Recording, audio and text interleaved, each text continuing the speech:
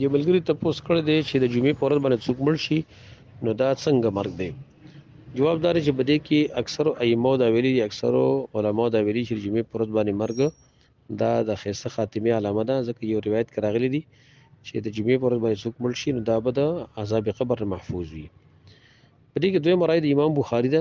امام بخاري هغه ذکر کړی چې د جمعې په ورځ باندې مرګ څه فضیلت نه لري. کوم روایتونه چې په دې باب کې راغلي هغې ذوب ته اشاره کړې ده، او واقعي چې کوم روایتونه په دې باب کې راغلي دي نو هغه کمزوري روایتونه دي. امام بخاري دلیل دا پیش کړی دی چې نبی صلی الله علیه وسلم د پیر په ورځ باندې وفات شوی او ابوبکر صدیق رضی الله عنه هغه چې کله وفات کېده نو هغه هم د دې ارمان کړی و چې کله وفات کېده نو خپل لور عایشې نه تپوس وکړو چې نن د څه ورځ ده؟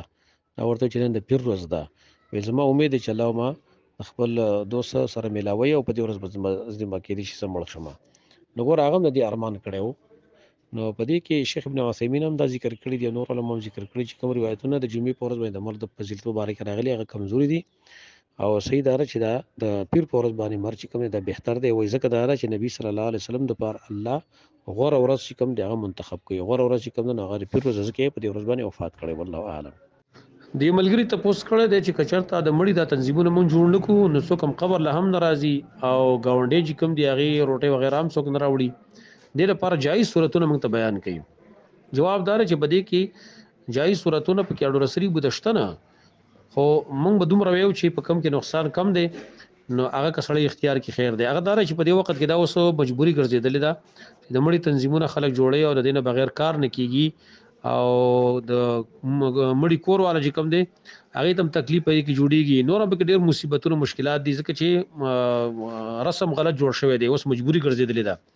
دا قانون دی چې شریعت کې دا قانون دی چې اذا ذاق الامر اتسع، کله چې یو حکم هغه تنگ شي پای کې به پراخي راځي، هغه حکم نه پوره کین به کې به وای کې پراخي راځي. دا رنګي الضرورات تبيح المحظورات، ضرورت کوم هغه ممنوع اشیاء جایز کړي. اوس په دې کې جایز صورت موږ د دې ښکارا کیږي چې وس د ضرورت په بنا باندې جایز دی، اسې جایز نه خو ضرورت په بنا باندې جایز دی. هغه صورت د سې جوړیږي چې کله یو مړ وشي په یو محله کې وشي یا په یو خاندان کې وشي نو په دغه ټیم کې داخله کراولږي او د میلمنو د پاره او د کور د خلکو د پاره کوم چې بار میلمانه ولدان چې دا د کلی خلک راغونډي ولته روټيګانی موټيګانی لري میلمانه راغلي دي او د کور خلک په خبر عادي د پاره دا خلک په ټیم کې پیسې راټولي کی د مړي کور پکې نه دا تنظیم ول چې کوم دي پیسې راټولي کی او په غیبانه ول روټي موټي پروګرام وکي او هغه پر خلکو باندې به خپل منځ کې تقسیم کی مشترکه تور باندې کی. دا صورت به جایز دی، خو د مړي کور به نه داخلي.